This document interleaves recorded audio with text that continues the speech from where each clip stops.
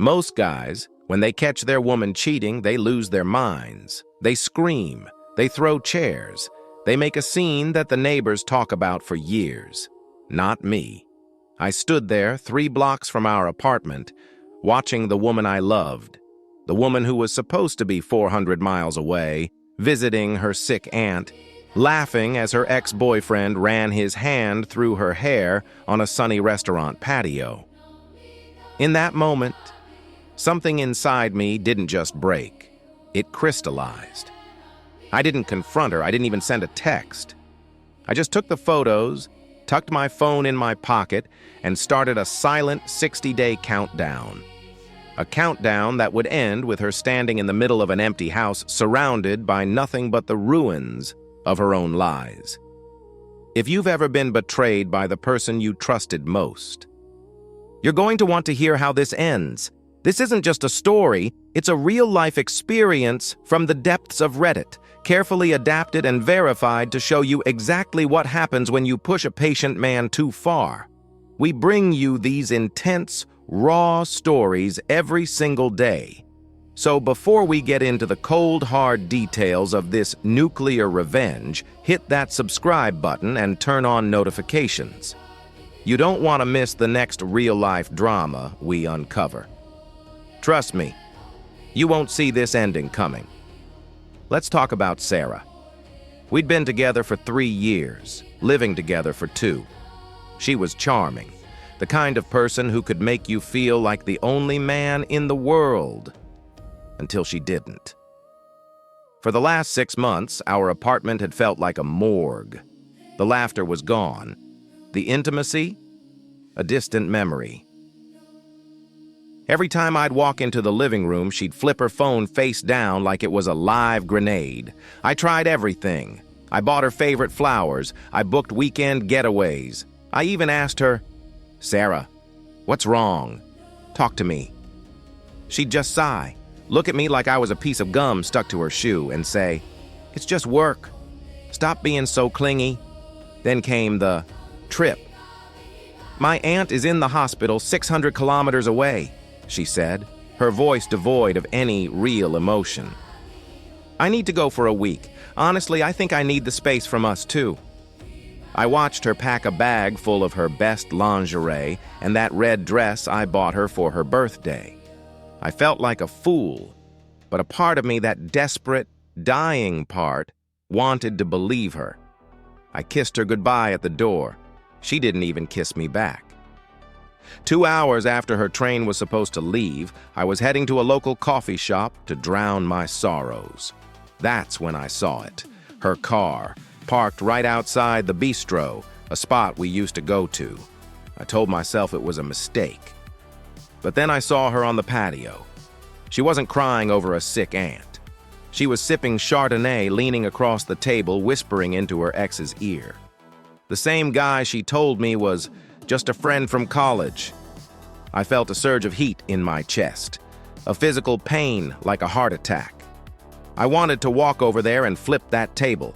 I wanted to humiliate them both. But I stopped. I looked at my phone. I remembered our lease. I was the only name on that month-to-month agreement. She was a guest, and a guest can be asked to leave. I went home and called my landlord, Mike. Mike is an old-school guy, a military vet who doesn't tolerate BS. I told him the situation. There was a long silence on the other end. Then Mike said, "Kid, I've been there. What do you need?" I gave my 60-day notice right then and there. Mike agreed to keep it a secret. He even helped me schedule new tenant viewings only when she was out at work or with her little boyfriend. For the next 2 months, I lived in a house with a ghost. Sarah came back from her trip glowing. She thought she'd gotten away with it. I played the part of the desperate boyfriend. I mentioned couples therapy. I let her see me trying just to keep her comfortable. I watched her sneak out at midnight to meet the girls. I heard her whispering in the bathroom at 2 a.m. Every time she lied to my face, I'd just smile and say, "Okay, babe, have fun." Inside, I was counting the seconds. The morning of the 60th day arrived. 6:30 a.m. A cold, gray Tuesday. Sarah was still asleep, dreaming of her next lie. The moving crew I hired arrived exactly on time. 4 big guys with one instruction: pack everything that isn't hers, and do it fast. The sound of packing tape being ripped open was like a gunshot in that quiet apartment. Sarah came running out of the bedroom wrapped in a sheet, eyes wide with panic. "What the hell is this? Who are these people?" I was standing in the kitchen, leaning against the counter, sipping a coffee. I didn't raise my voice. I didn't even look angry. I just opened a folder on the counter. Inside were the photos from the restaurant patio. Glossy 8/8/10 prints. "Is this your aunt, Sarah? She looks remarkably like your ex. And she's looking pretty healthy for someone in the hospital." She started to stammer. I can explain. It's not what it looks like." I cut her off. "It doesn't matter what it looks like. What matters is that I moved out. And the lease is up." Right on cue, Mike walked in. He didn't look at her. He looked at his watch. "The new tenants arrive in 48 hours, Sarah. I need to clean the carpets and touch up the paint. You aren't on the lease. You have until midnight to get your things out. After that, anything left in this apartment goes straight to the curb." The look on her face was worth every second of the 60-day wait. It wasn't just shock. It was the realization that her entire safety net had just dissolved. You have to understand the level of nuclear here.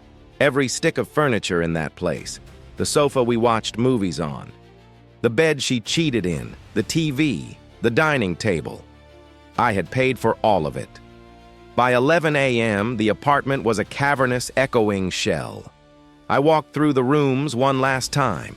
There she was, sitting on the floor in the corner, surrounded by a mountain of her own mess. Cheap, fast-fashion dresses, half-used makeup kits, and toiletries. She had no boxes, no truck, no movers. And from the way she was frantically texting and getting no replies, it looked like her ex wasn't exactly rushing to her rescue now that she was a homeless liability. I took one final photo of her sitting there in the middle of that empty hardwood floor. A photo of a woman who thought she was the smartest person in the room, only to realize she'd been living in a house of cards I'd built for her. I didn't feel a shred of pity. I felt light. I handed my keys to Mike, shook his hand, and walked out to my new life. Today, I'm in a new city, in a beautiful apartment I don't have to share with a liar. Looking back, that 60-day wait was the hardest thing I've ever done, but the most rewarding. It taught me that sometimes the best revenge isn't a loud explosion. It's a quiet, systematic removal of yourself from someone's life. But I want to hear from you. Did I go too far by making her essentially homeless on a moment's notice? Or did she get exactly what she deserved for her betrayal? Have you ever pulled off a nuclear revenge of your own? Drop a comment below and share your stories. I'll be reading them and hearting the ones that show the most cool-headed justice. If you enjoyed this real-life Reddit drama, hit that like button. It helps the channel more than you know. Thanks for watching, and stay sharp. See you in the next one.